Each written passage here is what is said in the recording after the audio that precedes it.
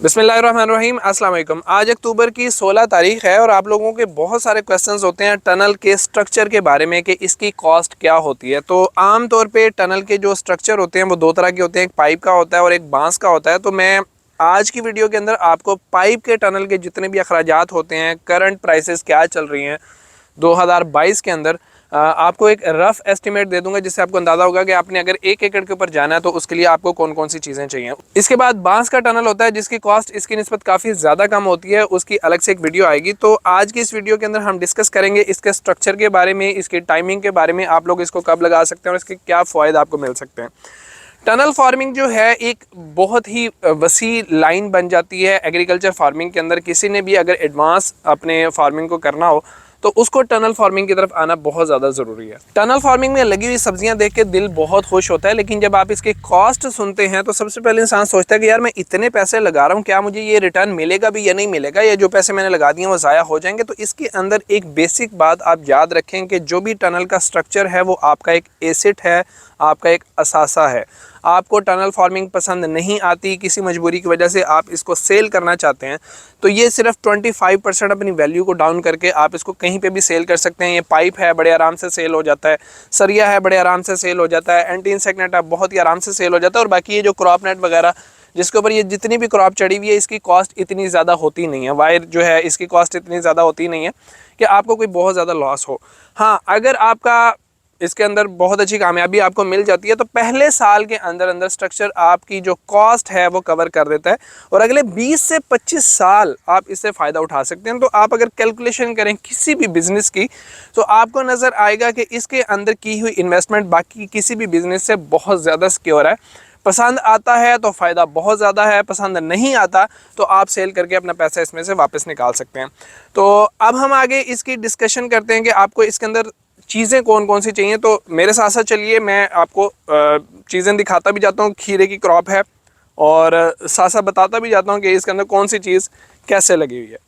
तो सबसे पहली चीज़ आप ये पाइप देख रहे होंगे, बहुत सारे लोग इसके अंदर, ये 1.25 इंची का पाइप है। IIL कंपनी जो पाकिस्तान की top of the line company इसके अंदर आती है, पाकिस्तान एक्सपोर्ट करती है पाइप को। हम सिर्फ उसका पाइप यूज़ करते हैं, उसी का पाइप रिकमेंड करते हैं। उसके अलावा बहुत सारी कंपनीज हैं जो आपको पाइप ऑफर करती हैं, लेकिन उनकी प्राइसेस कम भी होती हैं, लेकिन क्वालिटी भी काफ़ी कम होती है। इस पाइप को हमारे पास 5 साल हो चुके हैं और इसके नीचे भी अभी तक जंग नहीं लगा।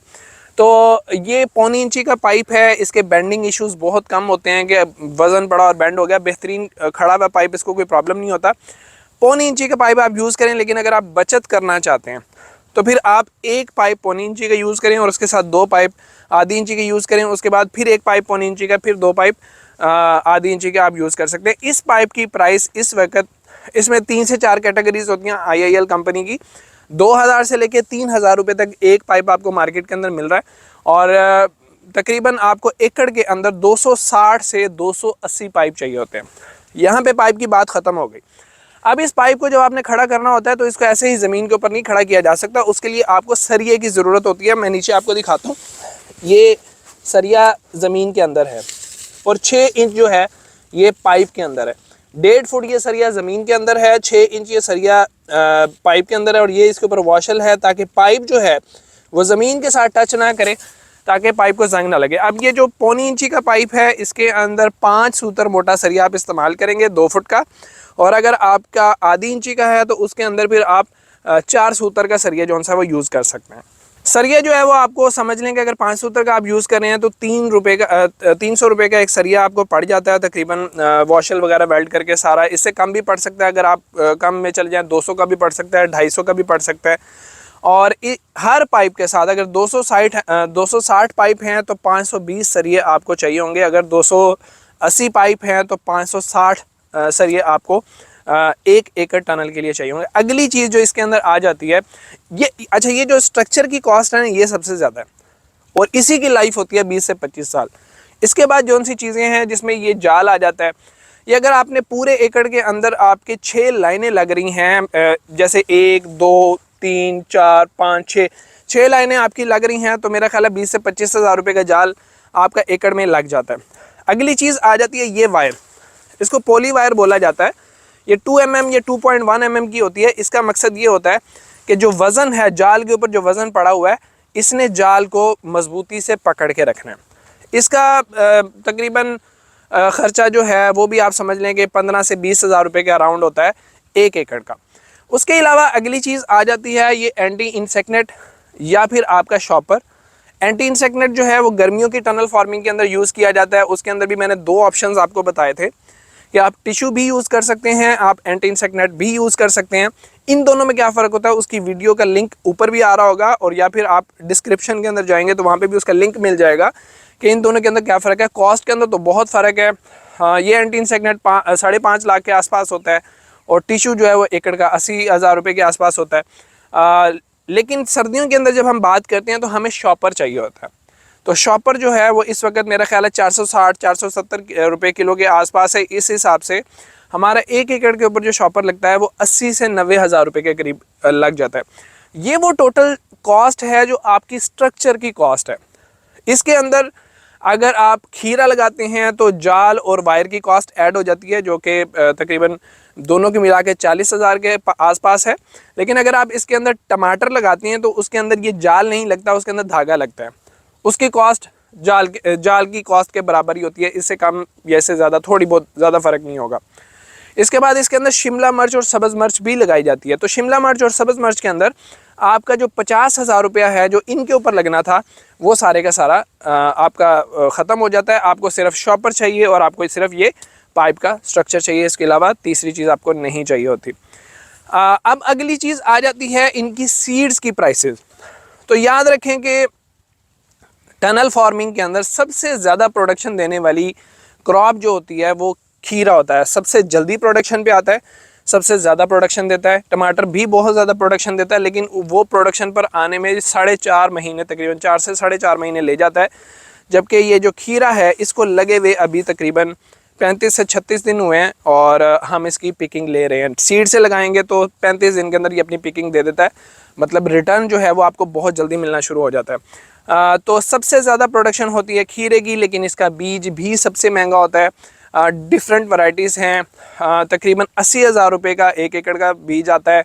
अगर इससे ऊपर वाली आप वैरायटीज़ के अंदर चले जाते हैं तो तकरीबन वो 1,25,000, 1,30,000, 1,40,000 डिफरेंट वैरायटीज़ की डिफरेंट कॉस्ट होती है।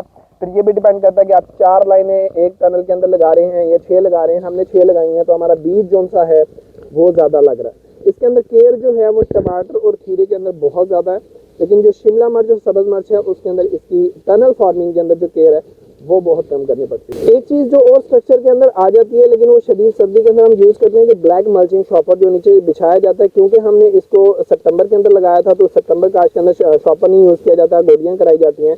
तो वो अगर शॉपर आपको यूज़ करना पड़ता है तो 20 से 25 हज़ार रुपये की उस ब्लैक मल्चिंग शॉपर की कॉस्ट होती है। उसके अलावा जो है जो इंस्टॉलेशन कॉस्ट होती है वो तकरीबन आप अंदाज़ा रखें कि 20 हज़ार रुपये के आसपास आपकी इंस्टॉलेशन कॉस्ट आ जाती है कि उसको मेंटेन करने के अंदर। उसके बाद जो रनिंग एक्सपेंस होते हैं वो अलग हैं, खादों का खर्चा, ज़मीन की तैयारी का खर्चा। मैं कोशिश करूँगा कि उसके ऊपर भी एक अलग से वीडियो बनाऊँ कि किस तरीके से आप लोग ज़मीन की तैयारी कर सकते हैं। जो लोग ओपन फार्मिंग कर रहे हैं मेरा मशवरा उनको ये होता है कि यार देखें, अब जो मैंने कॉस्ट बताई है ये काफ़ी ज़्यादा है, हर बंदा इसको अफोर्ड नहीं कर सकता। आप सोचेंगे यार 1 एकड़ के ऊपर इतनी ज़्यादा कॉस्ट, मैं इतने पैसे कहाँ से लेकर आऊँ। तो ज़रूरी नहीं है कि आप 1 एकड़ से स्टार्ट करें, बल्कि अगर आप उसको 2 कनाल से स्टार्ट कर लें, 2 टनल से स्टार्ट कर लें, 1 कनाल तो खैर फिजिबल नहीं होता, 2 कनाल कम अज़ कम होता है, 4 कनाल से स्टार्ट कर लें। जितना आपका जेब इजाज़त देती है इसी से कमाएँ, इसी पे लगाएं, इसी से प्रॉफिट कमाएं, इसी के ऊपर लगाएं। आहिस्ता आहिस्ता आपके पास जो स्ट्रक्चर जब बन जाएगा तो बाद में जो बीज वगैरह की कॉस्ट है वो आपको तंग नहीं करती है। जो वायर है ये 2 साल 3 साल तक इस्तेमाल होती रहती है। अगले साल जो हमें नई चीज़ लगानी पड़ेगी, एंटी इंसेक्ट नेट काफ़ी साल से यूज़ हो रहा है, मेरा ख्याल 2 से 3 साल तो उसके मेरे पास हो चुके हैं, मैंने यूज़ में लिया था। उसमें जाल आपको नया लगाना पड़ता, सीड आपको नया लगाना पड़ता, वरना हर साल हर सीज़न के अंदर स्ट्रक्चर आपका वही पुराना यूज़ हो जाता है। और 1 साल के अंदर 2 सीज़न आपके लगते हैं, गर्मियों का लगता है, सर्दियों का लगता है। तो 1 सीज़न के अंदर आप अगर पैसे पूरे कर लेते हैं तो अगले 20 से 25 साल आप इस स्ट्रक्चर से फ़ायदा भी तो उठाएंगे ना। इस चीज़ को आप अपने ज़हन के अंदर ज़रूर रखें। तो ये टोटल कॉस्ट है। इसको लगाने के तरीके के हवाले से एक वीडियो में पहले बना चुका हूँ। इसमें अगर मैं मोटा मोटा सा आपको बताऊँ कि पाइप टू पाइप डिस्टेंस जो हम रखते हैं वो 10 फुट के करीब रखते हैं। इसकी जो टनल की हाइट होती है वो 12 फुट होती है, 6 फुट होती है, और इसकी जो चौड़ाई होती है वो 12 फुट होती है।